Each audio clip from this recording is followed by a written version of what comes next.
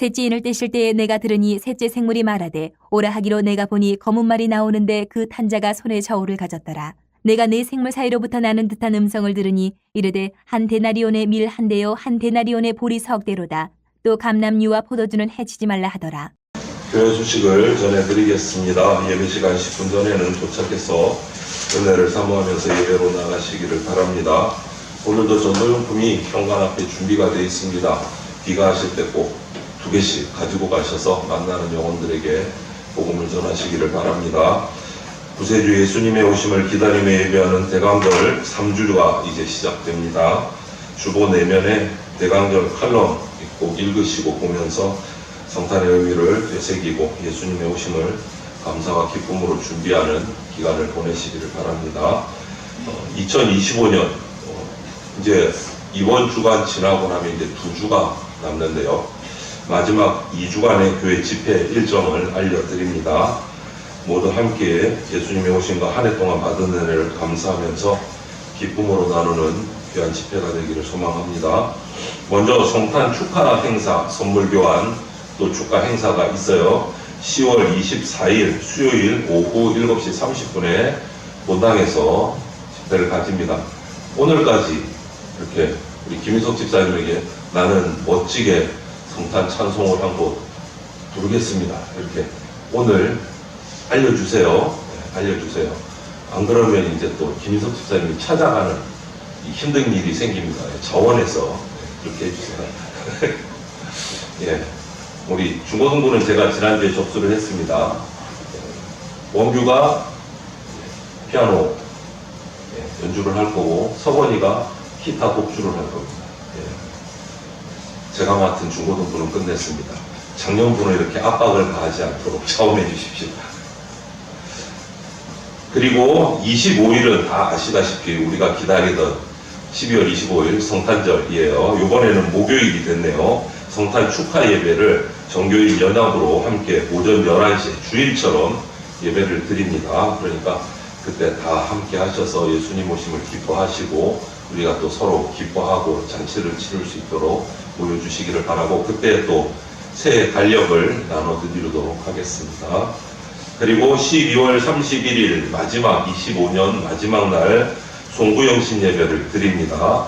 밤 11시에 본당에서 드립니다. 이때는 함께 예배 드리고 성찬식도 같이 나누고 새해 또 말씀 카드를 받는 시간도 이렇게 준비를 했으니까 12월 31일 수요일이네요. 수요일 밤 11시라서 또 수요 예배 드리고 갔다가 또 오시기 막 이렇게 복잡해서 수요 예배를 밤 11시에 드리는 걸로 함께 해서 그날은 12월 31일 수요 예배는 밤 11시에 송구영신 예배로 드리겠습니다. 착오 없으시게 기억 잘 하셨다가 송구영신 예배 참석해 주시면 감사하겠습니다. 그리고 금방 말씀드린 12월 24일 성탄 축하 행사 때 선물 교환을 할 건데 선물 교환은 금액을 정했습니다. 최소 5,000원에서 만원까지 소소하지만 신경을 써서 기쁨을 나눌 수 있도록 해보신 분들은 아시겠지만 아직 한 번도 우리 교회 선물 교환을 안 해보신 분들이 1년 만에 새 가족들이 늘어서 있어요. 이런 광고를 하게 돼서 너무 감사를 드립니다. 선물 교환은 상대를 정하지 않습니다. 제비뽑기로 합니다. 번호를 적었다가 그러니까 이렇게 금액에 맞춰서 뭐 더 좋은 거 하시는 거는 말리지 않겠습니다. 그렇게 해서 준비를 해오시면 되겠습니다. 지난주에 이 요한계시록의 7인의 재앙을 우리가 하나하나 묵상해오고 지난주에 둘째 인을 뗐어요. 오늘은 세 번째 인을 떼십니다. 어린 양 예수님께서 이제 세 번째 인을 떼자 검은 말이 나타났다. 이렇게 기록하고 있어요. 검은 말을 탄 자가 손에 저울을 쥐고 있습니다. 제가 읽어드리면 셋째 인을 떼실 때에 내가 들으니 셋째 생물이 말하되 오라 하기로 내가 보니 검은 말이 나오는데 그 탄 자가 손에 저울을 가졌더라. 이렇게 돼 있어요. 그리고 6절을 보면 내가 내 생물 사이로부터 나는 듯한 음성을 들으니 이르되 한 데나리온의 밀 한 대요 한 데나리온의 보리 석 대로다. 또 감람류와 포도주는 해치지 말라 하더라. 이러면 말이 그냥 되게 복잡해요. 그죠? 이해가 잘 안 돼요. 당시로 돌아가서 이 기록들을, 역사 기록들을 살펴보면 당시의 헬라 사람들 개념의 저울은 멍해라는 의미를 담고 있어요. 그리고 이 저울은 그 당시 경제활동하고 직결되는 물건이에요. 저울에 달아서 이제 사고팔고를 했기 때문에 아주 무게가 이게 아주 민감한 거예요. 거짓말, 요즘에도 거짓말 치면 큰일 나는데 이때는 이 무게로 모든 것들을 계산을 하기 때문에. 그런데 이 5절만, 저울만, 검은 말 탄 사람이 나와서 갑자기 저울 들고 뭔가 하고 있다. 이게 무슨 말이지? 이렇게 되는데 6절 그 다음 절을 보면 이 검은 말 탄 자가 저울을 가지고 이제 달고 있어요. 무게를 달고 있는데 한 데나리온에 밀이 한 대, 보리가 석 대, 이렇게 됐다라고요. 여기서 데나리온이라는 것은요, 그 당시 그 돈의 단위예요. 한 데나리온, 오늘 이렇게 나오는데 한 데나리온은 그 당시 기록을 보면 그 막노동을 하는 노동자가 하루에 받는 최저임금이 한 데나리온. 하루 열심히 일하면 한 데나리온을 받는 거예요. 한 데나리온. 그런데 그 당시 연구자들의 말에 따르면 이 요한계시록, 요한이 살아있던 당시에 그때의 이 경제 상황을 보면 한 데나리온으로 살 수 있는, 물건을 달아서 살 수 있는 그 물건이 밀이 8대를 살 수 있다는 기록이 남아있어요. 밀 8대, 한 데나리온, 밀이 8대. 그리고 오늘 보면, 그런데 그 한 데나리온을 갖고 오늘 몇 대를 산다고요? 한 대. 한 대를 산대요. 그리고 또 오늘 또 나와요. 이제 본문에 나오는 한 대는 보리 석 대를 산다 이렇게 돼 있었는데 그 당시 기록을 보면 한 데나리온을 주면 보리를 48대를 살 수 있어요. 16배나 비싸진 거예요. 요한계시록에서. 이거 뭐지? 이거는 뭐예요? 식품 가격이 폭등을 한 거예요. 폭등을 한 거예요. 곡물이 귀해서 이 양식이 귀한 상황이 됐다. 한마디로 말을 바꾸면 뭐예요? 검은 말을 탄 자가 나타날 때 마지막 때는 기근이 일어난다. 가격이, 양식에 대한, 곡식에 대한 가격이 폭등을 해서 양식을 구하기가 너무 힘들다라는 의미예요. 여러분 보십시오. 다른 말로 기근이라고 말할 수 있어요. 이게 말세에 나타나는 세 번째 징조예요. 세 번째 인을 뗐을 때 검은 말이 탄 자가 나타나서 저울을 가지고 데나리온을 측정했는데 가격값이 이거는 어마무시하게 오른 거예요. 어마무시하게 오른 거예요. 그래서 이 검은 말 탄 자의 말세 이 말 세 번째 경고는 뭡니까? 기근. 기근이 나타납니다. 말세. 그리고 그 6절 끝부분을 말미에 가면 또 감람류와 포도주는 해치지 말라. 손대지 말라. 딴 거는 올라가도 감람류하고 포도주는 손대지 말라. 이렇게 얘기를 한단 말이에요. 당시에 감람류, 포도주의 이 위상은요, 너무너무 중요한, 유대인들에게 있어서 이스라엘에서 중요한 식품이에요. 그거는 제발. 묶어두는. 이 말은 뭐냐면 재난이 와서 기근이 왔는데 아직 끝난 게 아니고 남아있다는 거예요. 재난이 끝난 게 아니에요. 감람류 이거 기름은 포도주는 아직 남아있다는 거예요. 안 올라가고 최후의 보루로 붙들고 있는 거예요. 그러니까 이 말세에 세 번째 인을 뗐는데 기근이 왔다. 재난이 끝났느냐? 끝난 거 아니라는 거예요. 아직 재난이 뒤에 남아있다. 이제 재난 시작이야. 그래서 8절 말씀을 보면 이런 말씀이 나와요. 내가 봄에 청황색 말이 나오는데 그 탄자의 이름은 사망이니 음부가 그 뒤를 따르더라. 땅 4분의 1의 권세를 얻어. 이렇게 나와요. 4분의 1의 권세를 얻어 재난을 행해요. 그런데 이 8절을 보면 정해져 있어요. 4분의 1만이에요. 4분의 1만. 넘으면 안 돼. 그 안에서 재난이 일어난다. 4분의 1. 그런데 여러분, 8장 7절로 조금 건너뛰어서 제가 압축해서 보여드리면 8장 7절에는 이런 말씀이 있어요. 첫째 천사가 나타나서 나팔을 부니, 이건 나팔제한 때 있는 일인데요. 피 섞인 우박과 불이 나와서 땅에 쏟아짐에 땅의 얼마가 탄다고요? 3분의 1이 타버립니다. 앞에 4분의 1에서 3분의 1이 되면 양이 늘어난 거예요? 줄어든 거예요? 양이 좀 더 늘어난 거예요. 재난을 받는 지역이 늘어난 거예요. 이걸로 끝났느냐? 아니요. 좀 더 뒤로 넘어가서 요한계시록 16장 1절에서 3절을 보면, 제가 안 읽습니다. 쭉 넘어가서 이렇게 넘어가서 제일 마지막에 뭐라고요? 모든 생물이 죽더라. 앞에 재난의 내용이 쭉 설명이 되고 가장 끝에 뭐라고요? 모든 생물이 죽더라. 처음에 3분의 1로 시작했다가 4분의 1로 시작했다가 조금 늘어났어요. 3분의 1로. 그 다음에 이번에는 전부 다로 확대가 됐어요. 재난의 지역이 전부 다로. 재난이 조금씩 늘어나는 거예요. 말세의 재난이 확대되는 거예요.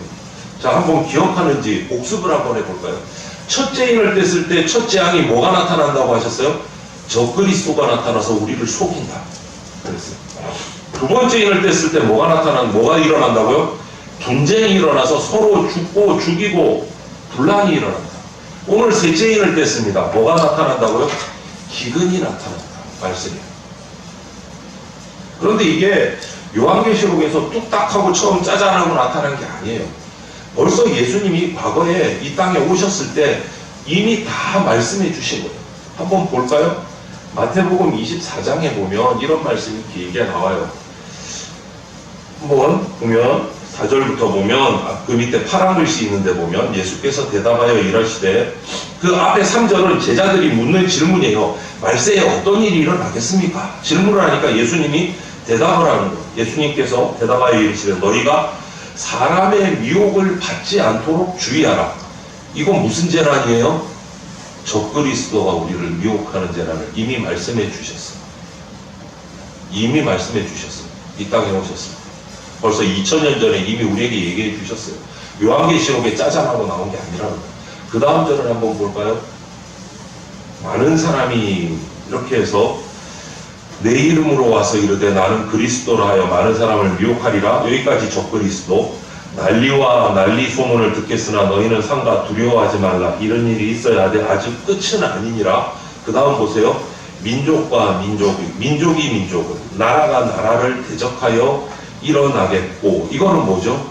분쟁은 몇 번째 인을 뺐을 때요? 두 번째 인을 뺐을 때. 그 다음 뭐죠? 곳곳에 기근과 지진이 있으리니 이 모든 것은 재난의 시작이니라. 기근은 몇 번째 인을 뺐을 때요? 세 번째 인을 뺐을 때. 이거 요한계시록에서 처음 말씀한 거 아니에요. 벌써 2000년 전에 예수님이 이 땅에 오셔서 우리에게 말씀해 주신 거예요.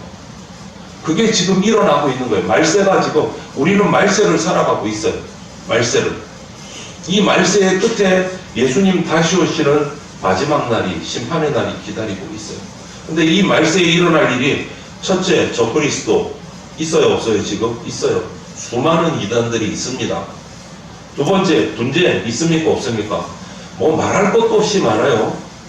세 번째, 기근이 이 땅에 있습니까, 없습니까? 있습니다. 오늘 그 기근 이야기를 살펴보려고 합니다. 이미 다 우리에게 2000년 전에 오셔서 말씀해 주셨던 얘기가 요한계시록에 다시 한 번 더 얘기해 주시는 거예요. 다시 한 번. 예수님이 말씀하셨어요. 적그리스도 올 거다. 분쟁과 전쟁이 일어날 거다. 그 다음 기근과 지진이 일어날 거다. 이 요한계시록에 펼쳐지는 재난이 마지막 날에 일어날 재난이 아니고 우리가 살아가고 있는 이 말세의 시대에 일어날 거다라고 하신 것이 지금 일어나고 있어요. 곳곳에. 그러면 기근이 왜 생겼을까? 왜 발생하는지를 보면 오늘 처음이 뭐죠? 식량 부족한 것부터 얘기를 해요. 판데나리온으로 식량값이 폭등을 한 모습이 나옵니다. 이 이유는 뭘까? 왜 기근이 생길까? 이 땅에. 간단하게 말하면 하나님의 경제 가치관이 이 땅에서 확립되지 않았기 때문에 기근이 생겨요. 말이 좀 어렵죠? 우리 청년들 오늘 몇 명 앉아 있어서 또 새로운데, 경제라는 말을 영어로 하면 뭐라 그러는지 혹시 아십니까? 이코노미, 이렇게 말해요. 이코노미 영어로. 그런데 신약 성경 골로새서 1장에 보면 이런 말씀이 있어요. 이거는 개역 한글인데요. 하나님의 경륜을 따라, 이런 말씀이 들어가 있는데, 이때 경륜이라는 단어가 영어 이코노미, 경제라는 단어의 어원이 되는 말이 경륜이에요. 경륜. 헬라어의 경륜이라는 단어가 영어 이코노미라는 단어가 나온 어원이 바로 경륜이라는 단어에서. 요즘 부쩍 더 또 그러죠. 세계가 경제 위기다, 뭐 공황이 또 닥칠지도 모르겠다, 뭐 이런 말들을 경제학자들이 심심찮게 하는데, 요즘만 그런가? 아니요. 우리 사람의 역사를 살펴보면 언제나 위기였습니다. 그 위기가 크냐 작으느냐, 롤러코스터 타듯이 오르락 내리락 했을 뿐이지 항상 위기였어요. 문제는 그 위기 앞에서 우리 인간들이 어떻게 반응했느냐가 문제였어요.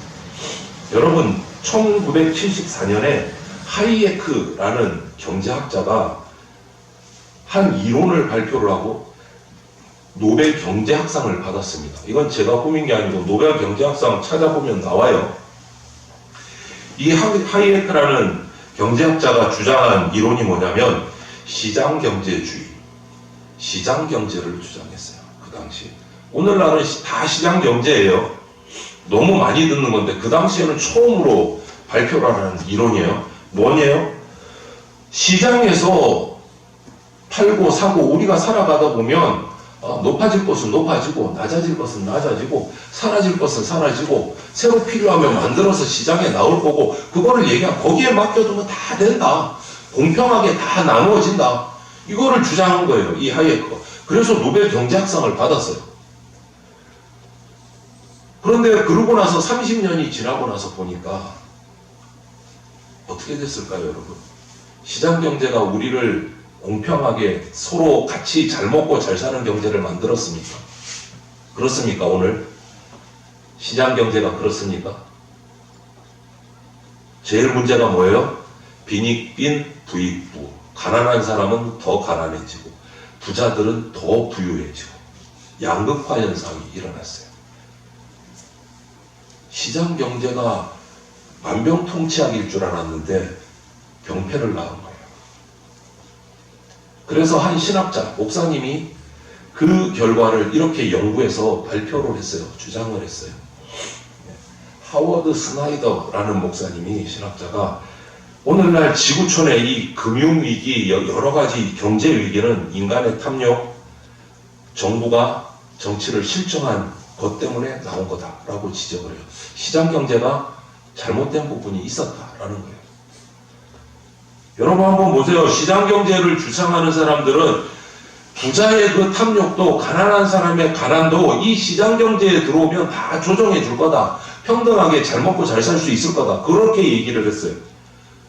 그렇습니까? 오늘날 재벌 부자들의 욕심의 한계는 어디까지일까요, 여러분? 여러분이 그룹 재벌이면 욕심을 내려놓으시겠습니까? 아, 내가 그 정도 되면 그럴 거야. 지금 생각은 그러시죠? 그럴까요? 지금 재벌들이 그렇습니까?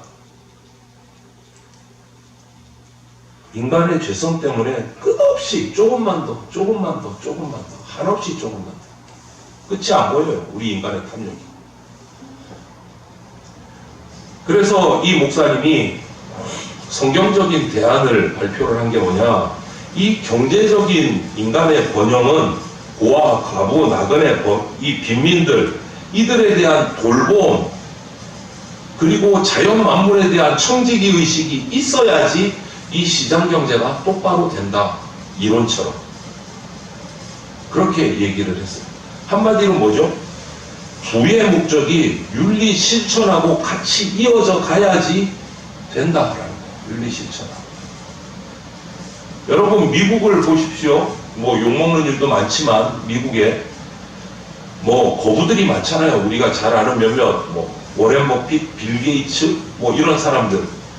천문학적, 우리가 상상도 못하는 금액의 부를 쌓은 사람들이에요. 그 사람들이 이 서류를 만들어서 자기들끼리 모여서 작성한 게 있어요. 그게 뭔 줄 압니까? 죽기 전에 내가 쌓은 재산의 50%를 환원한다. 사회에. 절반의 반을 기부한다. 이렇게 약속을 했어요. 그 거부들이. 미국에. 이것은 미국이 아무리 욕을 먹고 있어도 미국 사회 밑바닥에 깔려있는 청교도 신앙, 기독교 윤리가 사회 밑바닥에 깔려있기 때문에 조금이라도 작동한 흔적이 바로 여기서 나타나는 거예요. 조금이라도 작동한 흔적이. 그러면 이런 얘기를 제가 하면 어떤 사람은 그래요. 좀 똑똑하다. 그거는 기부를 많이 해야 세금 혜택을 주니까 그렇지. 우리나라는 기부 많이 하면 세금 혜택 안 줍니까? 우리나라도 세금 혜택 엄청 줍니다. 기부 많이 하면. 근데 우리나라는 그런 재벌들이 있습니까? 한 명도 없습니다. 왜 그럴까요? 우리나라의 자본주의가 처음 들어올 때는요, 이런 기독교적인 사상으로 들어온 게 아니에요. 천민의식이 유입돼서 뭐 책임감, 공정성 이런 거는 다 사라지고 사회적인 의무, 노블레스 오블리주 이런 거 하나도 없고 오직 시장 경제, 돈이 곧 힘이다. 돈 많이 벌면 최고다. 그게 성공이다. 우리나라는 그렇게 들어왔어요. 자본주의가. 그러다 보니까 이런 미국의 이런 모습이 전혀 안 나타나. 기독교적인 마인드가 전혀 없이 들어왔기 때문에. 오직 돈으로만 들어왔기 때문에. 그래서 우리나라 여러분 다 인정하시잖아요. 독점, 독실 이게 성공한 재벌의 표상처럼 잡고 내가 쥐고 흔들 거야. 요즘에 뭐 이거 얘기하면 또 혼날 것 같아서 누가 또 태클을 걸까봐 한 저기 배달업체가 지금 그러고 있잖아요. 불통이가 하고 있잖아요. 뉴스에 배달업체가 다른 배달업체까지 다 쥐고 흔드는, 자기들이 힘든 일 당하고 다른 배달업체에서 가격을 싸게 하니까 간접적으로 연락을 했대요. 가격 내리지 마라. 다른 배달업체 뉴스에 나왔어. 가격 내리지 마라. 안 그러면 자기들이 죽을 것 같으니까 뒤로 압력을 가하는 거야. 이런 모습들 왜 그래요? 사회적인 윤리, 기독교적인 마인드 이거 없는 거예요. 돈이 최고다 했기 때문에 이런 일이 일어나는 거예요. 이런 상황에서 한국교회가 뭐를 해야 될까요? 성경적인 세계관을 세워야 됩니다. 성경적인 세계관. 경제 위기를 어떻게 타파할까? 펀드는 언제 올라갈까? 뭐 이런 거, 유치한 이런 거 벗어나서 하나님의 경제는 어떤 걸까? 교회가, 그 교회를 이루고 있는 그리스도인들이 경제관을 바꿔야 돼요. 경제관을. 그래야 살아날 수 있어요. 그래야 기근을 타파할 수 있어요. 여러분, 오늘 이 말씀에 하나님이 주시는 메시지가 있습니다. 제가 이걸 잘못 올린 것 같은데 두 개를 다 올려놓고 할게요. 첫째는 우리가 어디서부터 잘못됐을까? 하나님 나라 시각으로 먼저 볼 수 있어요. 우리 경제가 왜 이렇게 힘들어지지? 왜 기근이 일어날까? 하나님의 시각으로 봐야 돼요. 하나님의 시각으로. 어떤 통계에 의하면 전 세계적으로 볼 때 전 세계 5%가 90%의 부를 독점하고 있답니다. 5%가 90%의 부를 다 차지하고 있어요. 나머지 10%를 가지고 95%의 전 인류가 싸우고 있는 거예요. 자기 성공하겠다. 우스운 일 아니에요?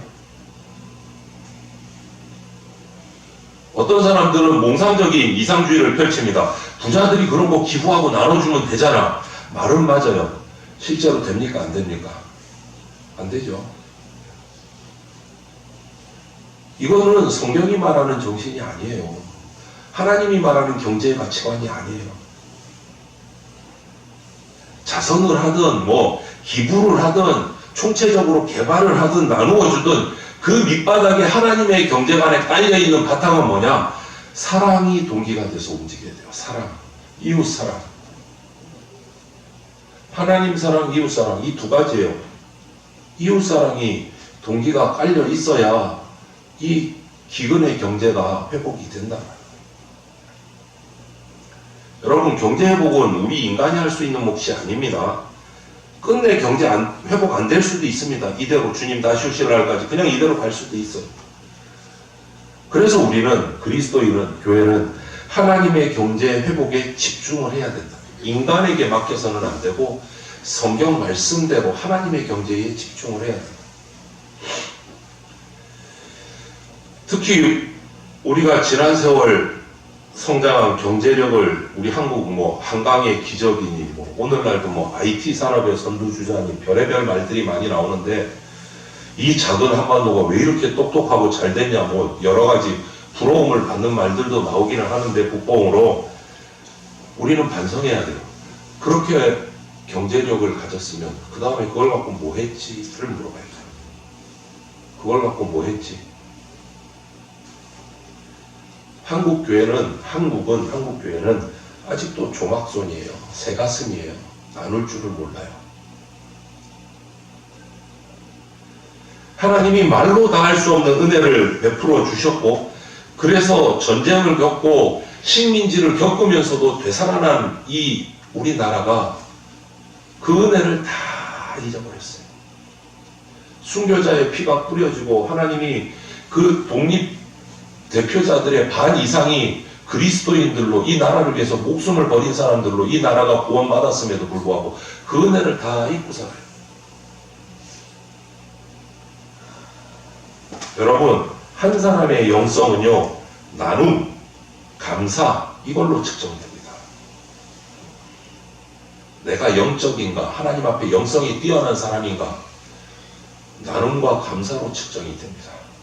얼마나 나누십니까? 얼마나 감사하고 계십니까?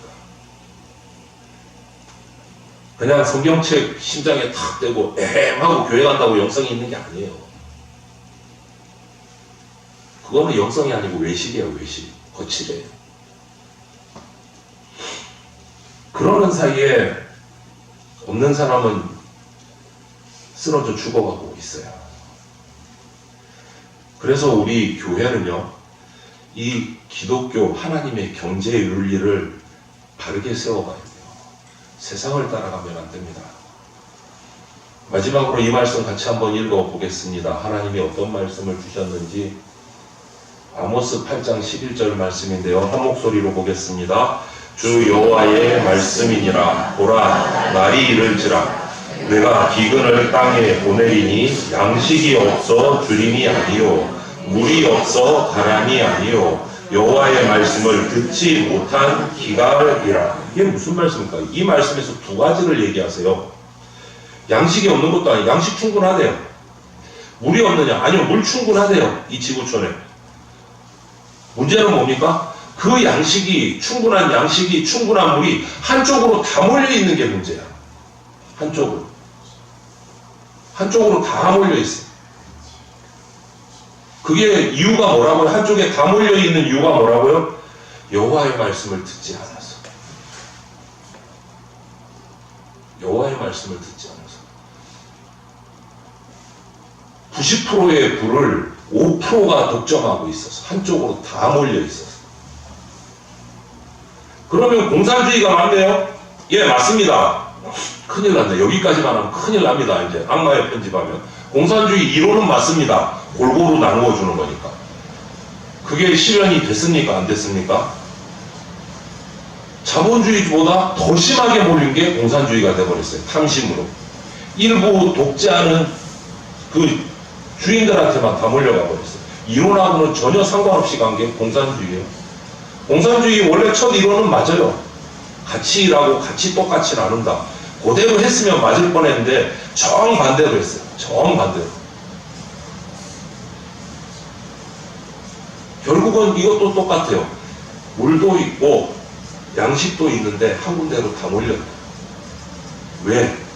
하나님 말씀을 순종하지 않았기 때문에. 말씀대로 했으면 이렇게 몰릴 수가 없다. 하나님 말씀을 순종하게 하라. 여러분, 양식이 있지만 하나님 나라 경제를 통해서 골고루 나눠주지 못했기 때문에 인간의 욕망, 탐욕으로 수많은 사람들이 자기 몫으로 다 먹어치우니까. 그래서 오늘 말씀에 셋째 인을 뺐을 때 기근이 일어난다 하고 말씀하셔요. 부족해서 기근이 일어난 게 아니다. 인간의 탐욕이 기근을 만들었다 라고 말씀하십니다. 경제가 어렵다는 오늘날 우리 교회는, 우리 성도들은 콩 한쪽이라도 나누는 정신을 발휘하시기를 바랍니다. 바른 영성으로 우리 말씀의 하나님 나라 경제윤리를 우리가 회복하기를 바랍니다. 감사와 나눔을 통해서 이 땅에 하나님의 경제 원리를 실천하고 세워가는 저와 여러분들이 되셔서 이 셋째인에 말하는 기근을 어떻게 해결할 것인가, 어떻게 대응할 것인가 지혜롭게 감당하는 저와 여러분들이 다 되시기를 주님의 이름으로 축원을 드립니다. 아멘. 함께 기도드리겠습니다. 사랑이 많으신 하나님 감사합니다. 어린 양 되신 예수 그리스도께서 세 번째 인을 떼시고 기근이 일어날 것을 우리에게 말씀해 주셨습니다. 그리고 그 기근이 왜 일어나는지도 우리에게 알려주셨습니다. 양식도 있고 물도 있으되 나누지 못해서 인간의 탐욕이 기근을 만들었음을 오늘 우리에게 가르쳐 주셨습니다. 하나님 나라의 경제 원리를 우리가 세워가게 하여 주시옵소서. 교회 공동체에서부터 서로 돌아보고 약자를 돌보며 나눌 수 있는 그러한 하나님 나라의 원리가 교회 공동체부터 세워지고 퍼져나가게 하여 주시옵소서. 감사드리며 모든 말씀을 예수 그리스도의 이름으로 기도드립니다. 아멘. 주 예수 그리스도의 피 묻은 십자가 은혜와 독생자를 보내주신 하나님 아버지의 그 크신 사랑과 지금 이 순간에도 역사하고 계시는 성령님의 보호 인도하심이 말세의 징조 가운데서도 두려움이 아닌 믿음으로 살게 하시고 기근과 경제 위기 속에서도 감사와 나눔으로 하나님의 경륜을 이루게 하여 주시옵소서. 탐욕이 아닌 사랑으로, 독점이 아닌 나눔으로 하나님 나라의 경제를 실천할 것을 작정하고 결단하는 대전장로교회 공동체와 성도들의 가정과 일터와 삶의 모든 자리 위에 이제로부터 영원토록 함께 있을지어다. 아멘.